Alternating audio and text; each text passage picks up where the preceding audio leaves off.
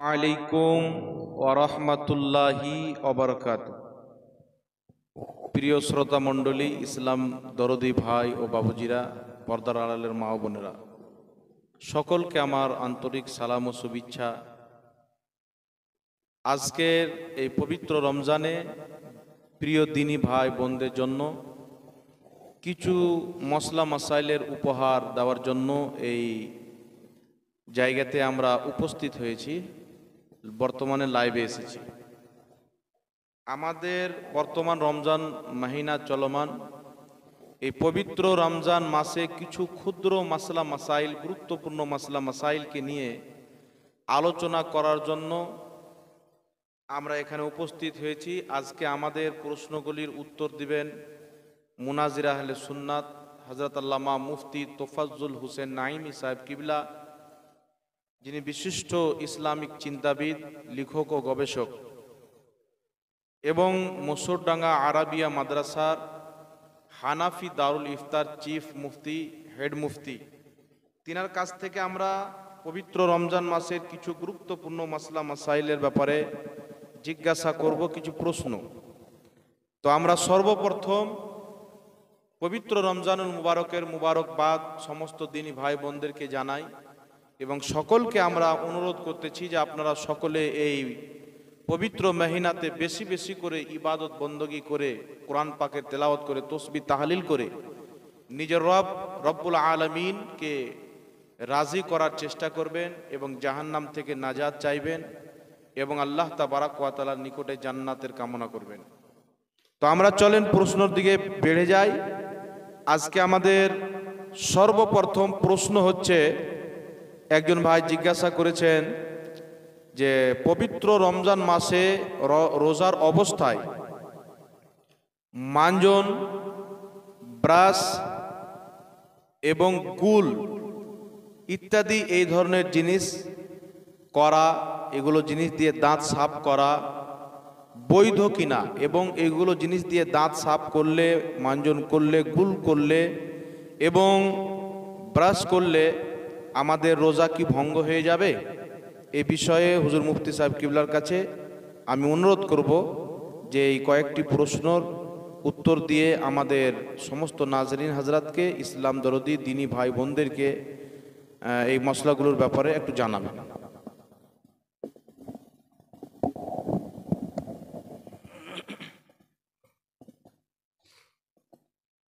আসসালামু আলাইকুম রহমতুল্লাহি ওয়া বারাকাতুহু। নাহমাদুহু ওয়া নুসাল্লি ওয়া নুসাল্লিমু আলা রাসূলিহিল কারীম, আম্মা বাদ। আল্লাহু রাব্বু মুহাম্মাদিন সাল্লাল্লাহু আলাইহি ওয়া সাল্লামা, নাহনু ইবাদু মুহাম্মাদিন সাল্লাল্লাহু আলাইহি ওয়া সাল্লামা, সালাতু ওয়া সালামুন আলাইকা ইয়া রাসূলুল্লাহ সাল্লাল্লাহু আলাইহি ওয়াসাল্লাম। সমস্ত তারিফ ও প্রশংসা মহান রব্বুল আলামিনের জন্য, যিনি ওয়াহদাহু লা শারীকা লাহু, যিনি মালিক খালিক, সেই মহান রব্বুল আলামিনের দরবারে সর্বপ্রথমে শুকরিয়া আদায় করি, আলহামদুলিল্লাহ। তারপরে আমার নবী দু জাহানের নবী সরওয়ারে কায়নাত আহমদে মুজতাবা মুহাম্মদে মুস্তাফা সাল্লাল্লাহু আলাইহি সাল্লামের উপরে অসংখ্যবার দুরূদ শরীফ বর্ষিত হোক, আল্লাহুম্মা আমিন। আলহামদুলিল্লাহ, আজকে আমি আপনাদের সম্মুখে রমজান মাসের কিছু মশলা নিয়ে আলোচনা করব। আপনারা মনোযোগ দিয়ে শুনবেন, শ্রবণ করবেন। হযরত আল্লামা মাওলানা মুফতি জাহাঙ্গীর আলম সাহেব কিবলা প্রশ্ন করেছে যে রমজান মাসে রোজা রাখা অবস্থায় মাজন এবং বারাস এবং গোল মাঞ্জন করা যাবে কি যাবে না, আর রোজা ভঙ্গ হবে কি হবে না? ফকাহাগণ, ওলামাগণ কেতাবের মধ্যে লিখেছেন যে রোজা রাখা অবস্থায় এমন কোনো জিনিস রোজা রাখা অবস্থায় যদি ব্যবহার করা যায়, যেই জিনিসটা ভিতরে চলে যায়, তাহলে হালাতের নিচে যদি চলে যায় তাহলে রোজা ভঙ্গ হয়ে যাবে। কিন্তু মাঞ্জন যেগুলো আমরা ব্যবহার করি,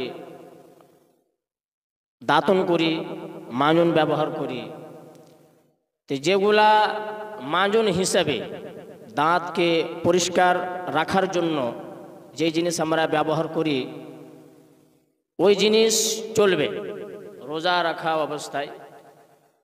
ওইগুলা জিনিসকে ব্যবহার করলে রোজা ভঙ্গ হবে না। তো মাঞ্জন হোক এবং দাঁতুন করেন, এ সমস্ত জিনিস ব্যবহার করলে রোজা ভঙ্গ হয় না। কিন্তু যে 3 নম্বর যে প্রশ্নটা, কে গুল করলে রোজা থাকবে কি থাকবে না, এ বিষয়ে আমি মশলা বয়ান করার পূর্বে কিছু আলোচনা করি, আর আপনারা মনোযোগ দিয়ে শুনবেন। কে যেই জিনিসকে নাশার ক্ষেত্রে ব্যবহার করা হয় না, যেমন মাঞ্জন, রমজান মাসও মাঞ্জন করি, আর রমজান মাস ছাড়া অন্য মাসও মাঞ্জন করি। দাঁতকে পরিষ্কার রাখার জন্য বিভিন্ন প্রকারের মাঞ্জন আমরা ব্যবহার করি। তো এই মাজনটা করার উদ্দেশ্য কি?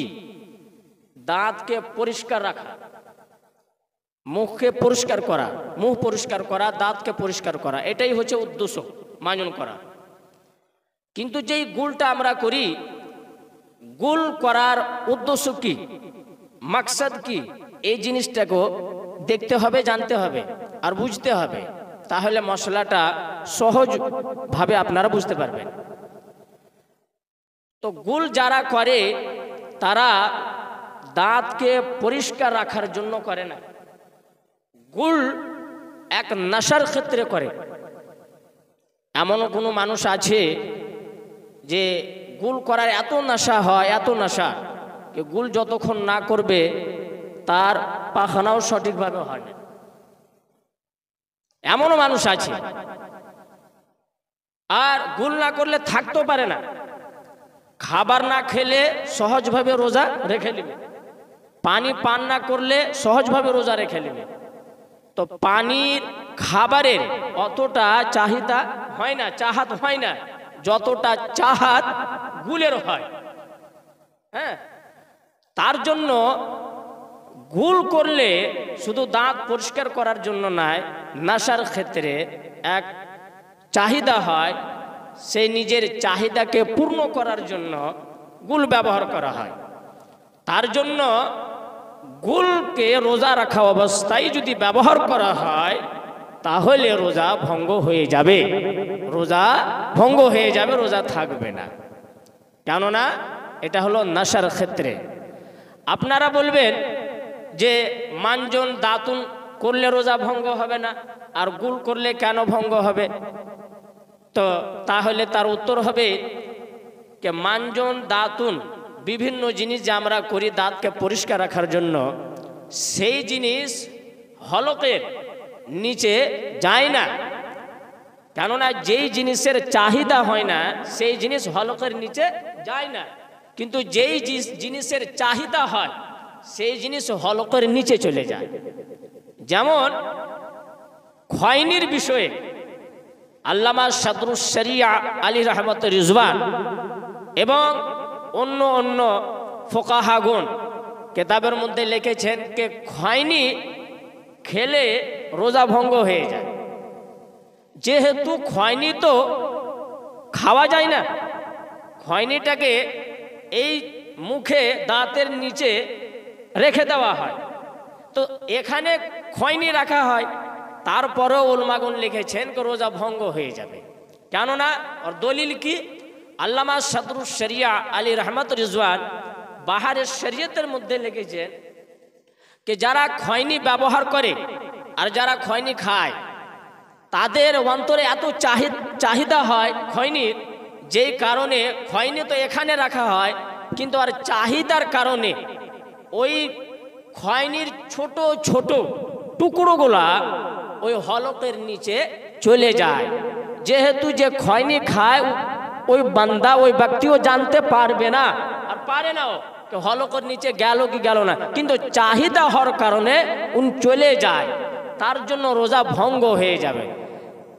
তার জন্য আমি বলি যে যেমন খয়নি খেলে চাহিদার কারণে হলকের নিচে চলে যায় নেশার কারণে, যে রোজা ভঙ্গ হয়ে যায়, তেমনি রোজা রাখা অবস্থায় যদি কোনো বান্দা গুল ব্যবহার করে, গুল করে, তো চাহিদার কারণে আন্নাসার ক্ষেত্রে সেই গুল করার কারণে ওই গুলের ছোট ছোট টুকরো, হ্যাঁ, আর রেজা ওই হলকের নিচে চলে যায়, হ্যাঁ, যাদের রোজা ভঙ্গ হয়ে যায়।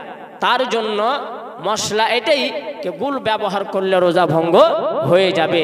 এই মশলাটা যদি আপনারা দেখতে চান তো ফাতাওয়ায়ে বাহরুল উলুম পড়বেন, রমজান মাসের মশলার চ্যাপ্টারে, রমজান মাসের চ্যাপ্টারে আপনারা দেখবেন ফাতাওয়ায়ে বাহরুল উলুমের মধ্যে আল্লামা আব্দুল মান্নান বাহরুল উলুম আজমি রহমাতুল্লাহ তাআলা আলাইহি এই গুলের বিষয়ে মশলা স্পষ্টভাবে লিখে দিয়েছেন আর বলেছেন যে মশলা এটাই হচ্ছে যে রোজা রাখা অবস্থায় গুল ব্যবহার করলে রোজা ভঙ্গ হয়ে যাবে, যেমন রোজা রাখা অবস্থায় খৈনি খেলে রোজা ভঙ্গ হয়ে যাবে। সুবহানাল্লাহ, মাশাআল্লাহ, খুব সুন্দর চমৎকার জবাব আমরা পেয়েছি। আর নাজরিন হযরত, যিনারা রোজা রাখা অবস্থায় আপনারা শুনতে পেলেন যে মাঞ্জন করা, মাঞ্জন করলে রোজা ভঙ্গ হবে না, কারণ মাঞ্জন দাঁত সাফ করার জন্য। আর যেটা গুল বলা হয় এবং খৈনি বলা হয়, এটা হচ্ছে মানুষের একটা চাহিদা, নেশা। তার কারণে সেটা করলে তার ক্ষুদ্র ক্ষুদ্র যেগুলো থাকে বা তার রসগুলো থাকে, যেগুলো থুপের সঙ্গে লোয়াবের সঙ্গে হলকের নিচে চলে যায়, যার কারণে এগুলো করলে রোজা কিন্তু ভঙ্গ হয়ে যাবে। তার কারণে খবরদার, রোজা অবস্থায় আপনারা গুল বা খৈনি কেউ খাবেন না বা গুল করবেন না। মাঞ্জন করতে পারেন, তবুও দেখে শুনে করবেন, যেন মাঞ্জনের কোনো রস টস যেন হলকের নিচে না যায়। মাঞ্জন যদি যায় হলকের নিচে, হাজার তো রোজা কি ভঙ্গ হবে, এই বিষয়ে একটু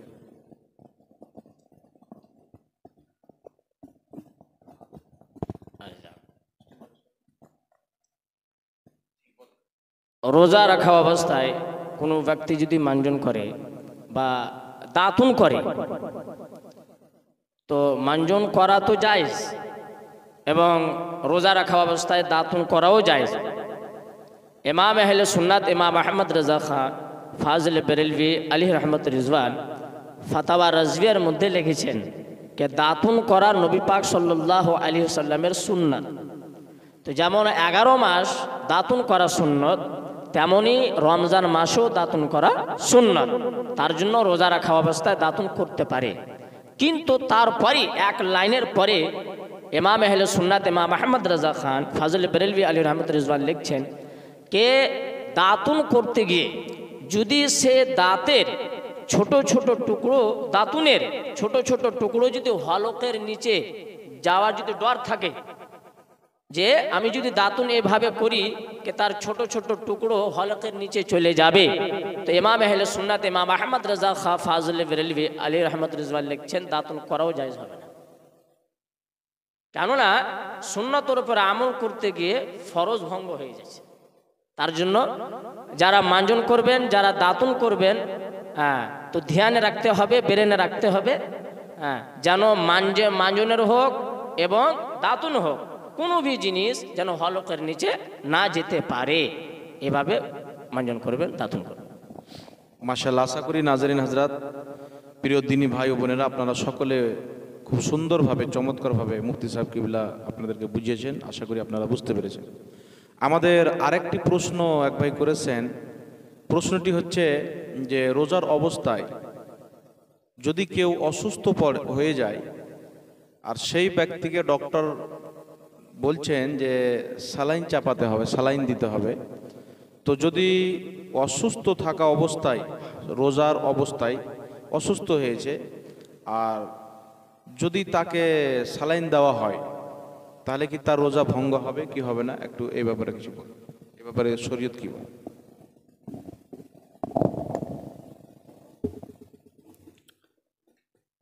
দ্বিতীয় প্রশ্ন, কে রোজা রাখা অবস্থায় সাইলেন্ট দেওয়া যাবে কি যাবে না? অসুস্থ মানুষকে ইঞ্জেকশনের মাধ্যম দিয়ে যে পানি দেওয়া হয়, শরীরে পানি দেওয়া হয় এবং অসুস্থ হলে সুস্থ হয়ে যায়, আর ওই পানির সাথে ওষুধও মিশিয়ে দেওয়া হয়। এ বিষয়ে প্রশ্ন হয়েছে যে রোজা ভঙ্গ হবে কি হবে না। এ বিষয়ে উলামায়ে কেরাম লিখেছেন কে রোজা কাকে বলে, রোজা কাকে বলা হয়। উলামাগণ লিখেছেন যখন ফজরের সময় শুরু হয়, মানে সুবে সাদিক যে আমরা বলি, সুবে সাদিক থেকে নিয়ে সূর্য ডুবা পর্যন্ত নিজকে খাবারের জিনিস থেকে, পানি থেকে, পান করার জিনিস থেকে এবং স্বামী স্ত্রীর মিলন থেকে নিজকে দূর রাখার নাম হচ্ছে রোজা। রোজা মানে এই তারিখ থেকে এটাই কথা বোঝা যাচ্ছে যে বাহির থেকে কোনো জিনিস যদি ভিতরে যায় রোজা ভঙ্গ হবে, কিন্তু ভিতর থেকে যদি কোনো জিনিস বাহির হয় তাহলে রোজা ভঙ্গ হবে না। अब এখানে আমরা দেখি যে অসুস্থ মানুষকে যে সাইলেন্ট দেওয়া হয়, তো পানি তো বাহির থেকে ভিতরে দেওয়া হয়, তাহলে রোজা তো ভঙ্গ হয়ে যাবে। কিন্তু উলামাগণ লিখেছেন যে বাহির থেকে যে জিনিস ভিতরে যায়, ভিতরে যাওয়ার জন্য মাথার চুল থেকে নিয়ে পায়ের নখ পর্যন্ত আর দুই রকম রাস্তা আছে, দুইটি রাস্তা আছে, যে দুই রাস্তা দিয়ে ভিতরে যায়। এক নম্বর রাস্তা হচ্ছে যে রাস্তাটা প্রকাশ্যভাবে আমরা দেখতে পাই, যেমন মুখ, কান, নাক, কান, তারপরে পেশাব পায়খানার রাস্তা। এই পাঁচটি জিনিস আছে, পাঁচটি রাস্তা। এ হলো এক নম্বর রাস্তা। দ্বিতীয় নম্বর কি, যেমন শরীরের মধ্যে, দেহের মধ্যে এমন একটি রাস্তা আছে যে রাস্তা দিয়ে কোনো জিনিস বাহির আসে, বাহির হয়, যেমন ঘাম। যখন ঘাম বাহির হয় তো দেহু থেকে ঘাম বাহির হয়, ভিতর থেকে বাহির হয়। তো শরীরে যে খাল আছে, খালেও সুরাখ আছে, রাস্তা আছে ভিতর থেকে কোনো জিনিস বাহির আসার জন্য। তো এ হলো দ্বিতীয় রাস্তা। তো উলামাগণ লিখেছেন কে মুখ, কান, নাক এবং পেশাব পায়খানা রাস্তা, এই পাঁচটি রাস্তা, এই পাঁচটি রাস্তা দিয়ে যদি কোনো জিনিস দেহুর ভিতরে যায়, শরীরের ভিতরে যায়, তাহলে রোজা ভঙ্গ হয়ে যাবে, রোজা ভঙ্গ হয়ে যাবে। কিন্তু এই পাঁচটি রাস্তা ছেড়ে কোনো অন্য রাস্তা দিয়ে যদি কোনো জিনিস যায়, পানি হোক, পান করার জিনিস হোক এবং খাবারের জিনিস হোক, তাহলে রোজা ভঙ্গ হবে না। ফাতাওয়া হিন্দিয়ার মধ্যে, ফাতাওয়া আলমগীরের মধ্যে স্পষ্টভাবে এই দুই রাস্তা দিয়ে যদি ভিতরে কোনো জিনিস যায় তো রোজা ভঙ্গ হবে কি হবে না স্পষ্টভাবে লিখে দেওয়া হয়েছে, সমস্ত ফোকাহাগুন লিখেছেন। এবার আমরা জানি এই যে ইনজেকশন দেওয়া হয়, এই পাঁচটি রাস্তা ছেড়ে ইনজেকশন দেওয়া হয় হাতে বা পায়ে। তো ইনজেকশনের মাধ্যম দিয়ে যে পানিটা শরীরের ভিতরে যায়, ওই খাবারের জিনিসের সাথে হোক এবং পানি পান করার জিনিসের সাথে হোক, আমরা যখন ইনজেকশন দেওয়া হয়, সুই দেওয়া হয়, তো এই রগে দেওয়া হয়, দেহুর রগে ইনজেকশন দেওয়া হয়। আর রগে যখন দেওয়া হয় তো রগের যে সম্পর্ক দেহুর সঙ্গে আছে, এই রগের সম্পর্ক ব্রেন এবং পেটের মধ্যে ওই জায়গায়, যেই জায়গাতে খাবারের জিনিস গেলে খিদা খতম হয়ে যায়, খিদা মিটে যায়, ওই জায়গাতে গেলে পিপাসা খতম হয়ে যায়, পিয়াস খতম হয়ে যায়। তো এই যে দুইটি জায়গা উলামাগণ লিখেছেন যে বাহির থেকে ভিতরে যদি যায় তো আর দুইটি জায়গা আছে, ব্রেন এবং পেটে। ব্রেনে যদি যায় তো রোজা ভঙ্গ হবে, পেটে যদি যায় তো রোজা ভঙ্গ হবে। আর এই যে রগে ইনজেকশন দেওয়া হয়, এই রগের সম্পর্ক না ব্রেনের সঙ্গে আছে না পেটের সঙ্গে আছে। এই ইনজেকশনের মাধ্যম দিয়ে যে পানিটা দেওয়া হয়, সে পানিটা রগেই থেকে যায় আর খুনের সাথে, রক্তের সাথে মিশিয়ে যায় আর রক্তর সাথে মিশিয়ে থেকে যায়, আর ওই পানিটা পেটেও পৌঁছায় না এবং ব্রেনেও পৌঁছায় না। তার জন্য রোজা রাখা অবস্থায় যদি ইনজেকশন দেওয়া হয় তাহলে রোজা ভঙ্গ হবে না। সেই ইনজেকশনের মাধ্যম দিয়ে খাবারের জিনিস দেওয়া হোক এবং পানি পান করার জিনিস দেওয়া হোক। কিন্তু কিন্তু যদি বেশি অসুস্থ হয়ে যায় তাহলে ইনজেকশন লাগাবেন, না হলে বিনা ইনজেকশনে যদি আপনি নিজকে সামলাতে পারেন তো না লাগাইলেই ভালো। হ্যাঁ, না লাগাটাই ভালো। মাশাআল্লাহ, আলহামদুলিল্লাহ। আর একটি গুরুত্বপূর্ণ মাসলা, এগুলো হচ্ছে ফিকহি মাসলা মাসাইল। আর এই জন্য ফিকা মানা, মাযহাব মানা অত্যন্ত একটি জরুরি কাজ। কারণ যেগুলো মাসলা মাসাইল আপনারা শুনছেন, আলোচনা হচ্ছে, এ সমস্ত মাসলা মাসাইল সরাসরি আপনি কোরআনের আয়াত বা হাদিস দ্বারা পাবেন না। এগুলোকে ফোকাহায়ে কিরাম এই মাসলাগুলোর সমাধান দিয়েছেন, যেগুলো আপনাদের সম্মুখে আমরা তুলে ধরার চেষ্টা করছি। কারণ পবিত্র রমজান মাস, এই মাসলা মাসাইলগুলি প্রিয় রোজাদার ভাই, সিয়াম পালনকারী ভাইগণ যখন শুনবে, শ্রবণ করবে, তো অবশ্যই তাদের উপকারে আসবে। হয়তো অনেকেও জানে না, আমাদের উদ্দেশ্য হচ্ছে জানিয়ে দেওয়া। রাসূল পাক সাল্লাল্লাহু আলাইহি সাল্লাম বলেছেন, একটি যদি হাদিস হয় তবুও লোকের কাছে পৌঁছে দাও। আমরা চেষ্টা করছি আপনাদের কাছ থেকে সঠিক সমাধান এবং গুরুত্বপূর্ণ মাসলা মাসাইলগুলো পৌঁছে দেওয়া, যেগুলো আমাদের প্রত্যেক দিনের কাজে আসে। এইবার আর একটি প্রশ্ন আমাদের মুফতি সাহেব কিবলার কাছে আমরা করব, যে রোজা অবস্থায় পেট খারাপ হয়ে বা অন্য কোনো কারণে যদি উল্টি হয়ে যায়, বমি যাকে বলা হয়, কাই যাকে বলা হয়, বমি উল্টি যাই বলেন, তো যদি রোজার অবস্থায় কাই হয়ে যায় বা উল্টি হয়ে যায়, বমি হয়ে যায়, তাহলে আমাদের রোজাটা থাকবে না ভঙ্গ হয়ে যাবে? ইসলাম বা শরীয়ত এই বিষয়ে কি বলে, একটু আমাদেরকে সমাধান দেবেন, খুব উপকৃত হবে। রোজা রাখা অবস্থায় যদি উল্টি হয়ে যায় এবং বমি হয়ে যায়, যেটাকে উর্দুতে কাই বলি, উল্টিও বলা হয়, তাহলে রোজা ভঙ্গ হবে কি হবে না এই বিষয়ে সমস্ত ফোকাহাগণ ফিকহ শাস্ত্রের কিতাবের মধ্যে পাওয়া যাবে, লিখেছেন। কে আমি আর পূর্বে বললাম কে বাহির থেকে কোনো জিনিস যদি ভিতরে যায় তাহলে রোজা ভঙ্গ হবে, আর ভিতর থেকে কোনো জিনিস যদি বাহির হয় তাহলে রোজা ভঙ্গ হবে না। তো যেটা উল্টি হয় ওটা তো ভিতর থেকে বাহির হয়, ভিতর থেকে বাহির হয়। তার জন্য মশলা এটাই, এই মশলাটা যদি আপনারা খুঁজেন তো বাহারে শরীয়ত পড়বেন, ফাতাওয়া রাজবের মধ্যেও পাওয়া যাবে। আর যারা আরবি পড়তে পারেন, আরবি এবারও যারা পড়ার যোগ্যতা রাখেন তারা ফাতাওয়া শামি পড়বেন, ফাতাওয়া হিন্দিয়া পড়বেন। এই মশলা স্পষ্টভাবে লেখা আছে। উল্টি হইলে, বমি হইলে রোজা ভঙ্গ হয় না, কিন্তু তারপরে আবার ফোকাহাগণ বিস্তারিতভাবে ব্যাখ্যা করতে গিয়ে লিখেছেন কে বমি আসার পরে, উল্টি হওয়ার পরে কিছুটা খাবারের জিনিস ওই হলকে থেকে যায়, হলকের বাহির যখন মুখে আসে, আর বমি হওয়ার পরে আবার পুনরায় ওই খাবারের জিনিসটা আবার পুনরায় ও হলকের নিচে চলে যায়। তো এখানে মশলা আলাদা হয়ে যাবে।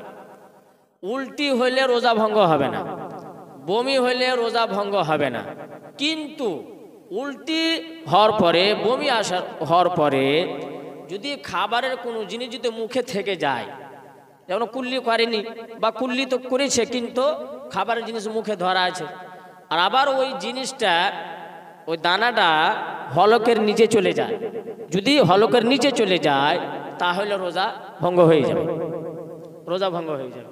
তার জন্য যদি রোজা রাখা অবস্থায় যদি উল্টি হয়, বমি হয়, তো সুন্দরভাবে কুল্লি করে নেবেন, যেন খাবারের কোনো জিনিস যেন মুখে না থাকে। 1 নম্বর। 2 নম্বর মশলা, মুখে মেনে নেন আপনি উল্টি করলেন, আর সঙ্গে সঙ্গে সাথে উল্টি করছেন, উল্টি হওয়ার পরে যেমনই মুখে খাবারের জিনিস আসলো, আপনি আবার কি করলেন, গিলে নিলেন, আর গিলতে গিয়ে কি করলেন, ওই উল্টির জিনিস আবার হলকের নিচে চলে গেল। হ্যাঁ, তো এই বিষয়ে উলামাগণ লিখেছেন রোজা ভঙ্গ হয়ে যাবে, রোজা ভঙ্গ হয়ে যাবে। হ্যাঁ, এটাই হলো।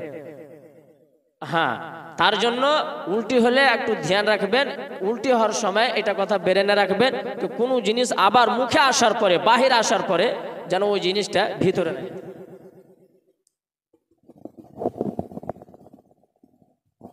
যাক, সুবহানাল্লাহ, মাশাআল্লাহ, জাযাকাল্লাহু খায়রান ফিদ দারাইন। তাহলে এটাও মাসলা আমরা বুঝতে পারলাম যে উল্টি হলে রোজা ভঙ্গ হবে না, তবে উল্টি হওয়ার পরে যদি যেটা বের হলো সেটাকে আবার যদি গিলে নেয় তাহলে রোজা ভঙ্গ হয়ে যাবে। তাই যদি করে উল্টি ভাব আসে তাহলে সাবধান থাকতে হবে যেন উল্টিটা বেরিয়ে আবার মুখ থেকে যেগুলো থাকে সেগুলো যেন আবার ভিতরে না চলে যায়। তাই উল্টি হওয়ার সাথে সাথে খুব সুন্দর করে ভালোভাবে পরিষ্কার করে পানি দিয়ে কুল্লি করে মুখটাকে পরিষ্কার করে নিতে হবে, যাতে উল্টি বাইরে আসা জিনিসগুলো যেন আমাদের মুখ থেকে আবার ভিতরে না যায়, রোজাটা আমাদের নষ্ট না হয়। এইবার আমরা মুফতি সাহেবের কিবলার নিকট হতে একটি গুরুত্বপূর্ণ মসলা জানার চেষ্টা করব আমাদের ইসলামী দিনী ভাই বোনদের জন্য। সেই মশলাটি হচ্ছে যে কোনো ব্যক্তি যদি রোজার অবস্থায় না জেনে স্বামী স্ত্রী একই বিছানাতে ঘুমিয়ে আছেন, না জেনে দুইজনের সহবাস করে ফেলেছেন, দুইজনেরই স্মরণ নাই যে আমরা রোজার অবস্থাতে আছি বা বর্তমানে রোজার মাস চলছে, না জেনে ভুলে দুইজনই সহবাস করে ফেলেছেন। সহবাস করার কিছুক্ষণ পরে তাদের স্মরণে আসলো যে আমরা তো রোজার অবস্থায় ছিলাম, তো এমনি সময়তে তাদের রোজাটা টিকবে না, ভঙ্গ হয়ে যাবে। যদি টিকে তো আলহামদুলিল্লাহ, আর যদি না টিকে তাহলে করণীয় কি আছে এই বিষয়ে একটু আমাদেরকে জানাবেন।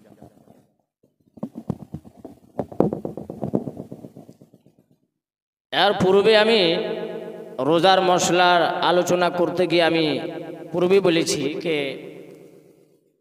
রোজা হচ্ছে শুভে সাদিক থেকে নিয়ে সূর্য ডুবা পর্যন্ত নিজকে খাবারের জিনিস থেকে, পান করার জিনিস থেকে এবং স্বামী স্ত্রীর মিলন থেকে বেঁচে থাকার নাম হচ্ছে রোজা। এখানে রোজা রাখা অবস্থায় স্বামী স্ত্রী যদি মিলন হয়ে যায়, কিন্তু ও জানে না যে আমি রোজা রেখেছি, আমি রোজা অবস্থায় আছি, মনে নাই, ভুলে কাজ করেছে।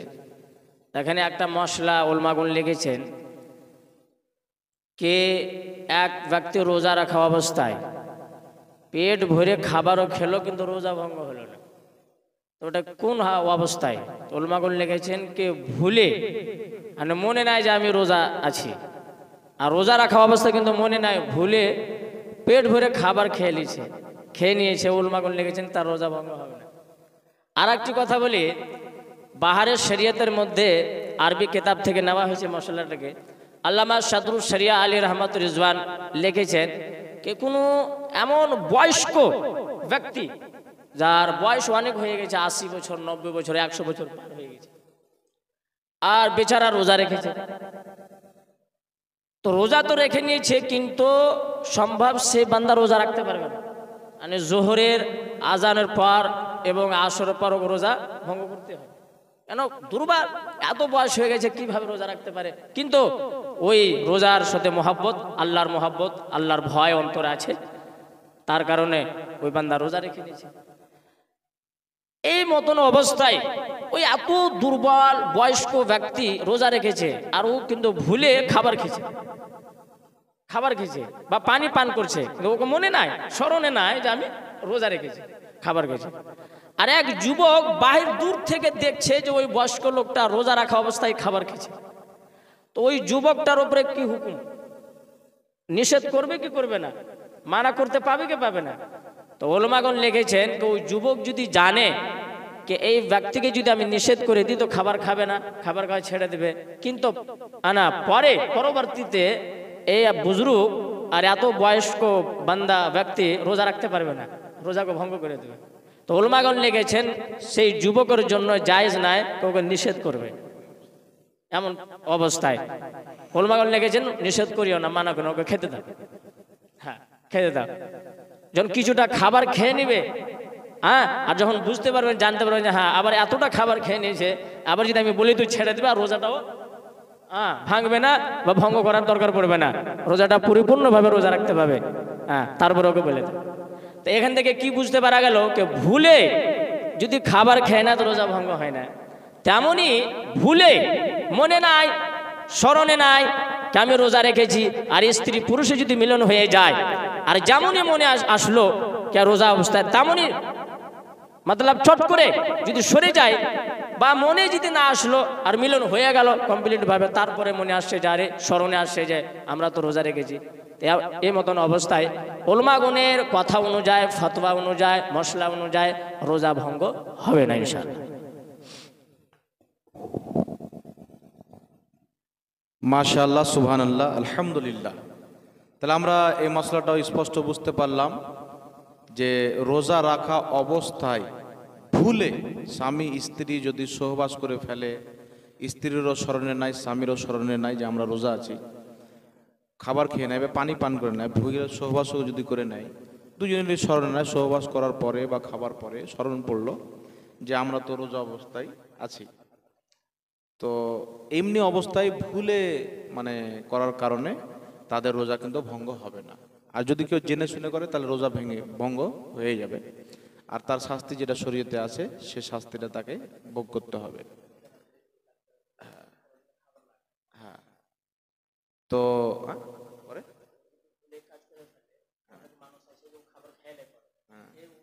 হ্যাঁ, জি জি জি জি। হ্যাঁ, কেউ যদি ভুলে স্বামী স্ত্রীর সঙ্গে, স্ত্রী ভুলে জানে না যে রোজা আছি, সহবাস করে ফেলে, পরে স্মরণে আসছে স্বামীর ও স্ত্রীরও যে আমরা রোজা অবস্থায় ছিলাম, তো এটা মনে করে যে আমাদের রোজা ভঙ্গ হয়ে গেল, তো আমরা খাবার খেয়ে, না, আপনাদের রোজা ভঙ্গ হবে না, কারণ না জানাতে হয়েছে, ভুলে কেউ জানছিলেন না। আর জেনে শুনে করলে ভঙ্গ হবে, তারপর খাবারও খেতে পারেন, তার যেটা কাফারা আছে 2 মাস কন্টিনিউ রোজা রাখা, সেটা আপনাকে করতে হবে, বা 7 জন মিসকিনকে 2 বেলা পেট ভরে খাবার খাওয়াতে হবে। আর ভুলে কিছু কিছু আমাদের সমাজে দেখতে পাওয়া যায় যে ভুলে কিছু খাওয়া দাওয়া করে নিল, পরে মনে পড়লো যে আমি রোজা ছিলাম, তো মনে করছে আমি তো ভুলে খেয়ে নিচ্ছি, আমার রোজা হয়তো ভঙ্গ হয়ে গেছে, তো রোজাটা ছেড়ে দিই। খবরদার এই কাজ করবেন না, কারণ আপনি ভুলে পেট ভরে আপনি কি একবারে ঠুসিয়ে ঠুসিয়ে যদি খেয়ে নেন ভুলে, তবুও কিন্তু আপনার রোজা ভঙ্গ হবে না, কারণ ভুলের ক্ষমা আল্লাহ তাবারক ওয়া তাআলা রেখেছেন, ওটা আল্লাহর পক্ষ থেকে একেবারে মাপ আছে, ও আর কোনো গৃহীত হবে না। তবে কেউ যদি জেনে শুনে একটা দানা পর্যন্ত উগলে নেয়, হালকের নিচে নিয়ে নেয়, তাহলে তার রোজা ভঙ্গ হয়ে যাবে। তাই প্রিয় শ্রোতা, ইসলাম দরদি দিনী ভাই ও বোনেরা, আপনাদের মধ্যে কেউ যদি ভুলে নিজের স্বামী স্ত্রী সহবাস করে ফেলে, পরে স্মরণে আসে এ বলে রোজা ভঙ্গ হয়ে গেছে বলে কিছু খাবেন না, ভুলে করলে রোজা ভঙ্গ হবে না। দ্বিতীয়, ভুলে কিছু খেয়ে নিলেও রোজা ভঙ্গ হবে না। অনেকে দেখতে পাওয়া যায় ভুলে কিছু খেয়ে নিল, তারপরে মনে করলো যে রোজা ভঙ্গ হয়েছে তো খেয়েই ফেলি, না, খবরদার না, আপনার রোজা ভঙ্গ হবে না, রোজা বরাবর হবে, স্বভাবও আপনি বরাবর পাবেন ইনশাআল্লাহ। তাই আজকে সভাতে আমরা অনেক মসলা মাসাইল জানতে পারলাম। আমাদের এখানে প্রিয় মুফতি সাহেব কিবলা, একজন যজ্ঞ আলিমে দ্বীন, ফাদিলে জালিল, যজ্ঞ মুফতি, অনেক কিতাবের লেখক ও গবেষক আল্লামা মুফতি তোফাজ্জল হোসেন নাইমি সাহেব কিবলাকে আমরা শুকরিয়া, ধন্যবাদ জানাই এবং আল্লাহ পাকের শুকরিয়া আদায় করি যে আজকে আমাদের এই জায়গাতে তিনি অনেক গুরুত্বপূর্ণ মাসলার সমাধান দিয়েছেন, একবারে কোরআন ও সুন্নাহর আলোতে, ফুকাহায়ে কেরামের আলোতে।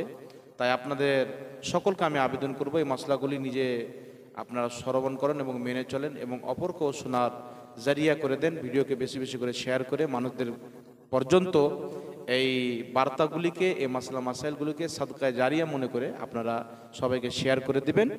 আরও আগামীতে আমরা ইনশাল্লাহ দেখা হবে নতুন ভিডিও এবং নতুন মাসলা মাসাইলের সাথে।